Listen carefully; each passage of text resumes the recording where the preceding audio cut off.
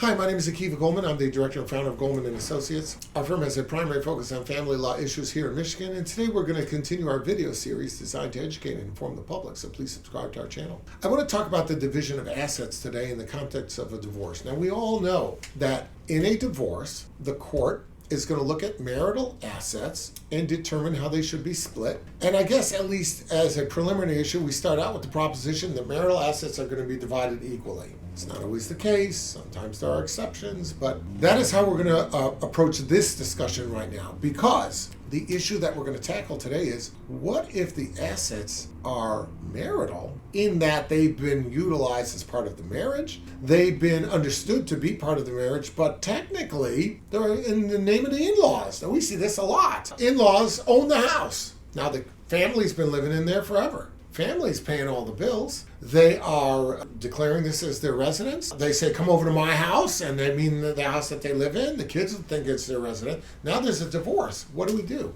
The property technically belongs to somebody else. So we have to really look at how it's been treated. Is it a maneuver to prevent somebody from getting a piece of the house? Or has it been in a family house for generations and everybody understood they're just using it? I've seen cases where the property begins as a marital home, but as things get rocky, somebody signs a deed and gives it to the father-in-law or the brother-in-law, or somehow takes it out of the family, believing that that will somehow prevent the other person from getting their piece. I assure you, once the court figures out what you did, it ain't going to work that way. The court is going to set that deed aside and make sure that the person gets their share. But make no mistake, in a situation where, let's say, there's an heirloom house that, the family has, that they allowed somebody to reside in there, remember, just because they allow you to stay there doesn't mean it's yours. In order for a person to have an interest in property, you need a writing signed by the party to be charged. It's called the Statute of Frauds.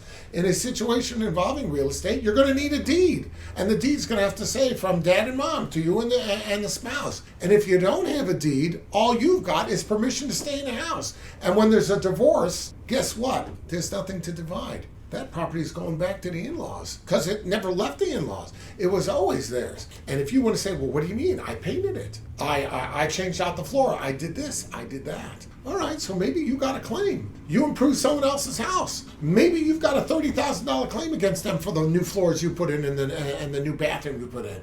Maybe you do. But remember one thing, you also had the use of that. So you've had the consumption of what you put in for all these years. That's going to cut against what they may owe you as a credit toward it. But you have to understand how this is. Assets are assets, and it's usually pretty clear to whom they belong. If you have the kind of asset where it's not clear to whom it belongs, it's usually not as valuable an asset. If there's a TV in the house and the in-laws want to say that's mine and you want to say it's mine, very hard to prove who it belongs to. It's not subject to a title. But in most things that are valuable, like the title of the home, for example, or the title of a car, we can usually determine who is actually the legal owner and proceed accordingly. If you have any questions about your assets, reach out and we'll be glad to help you out.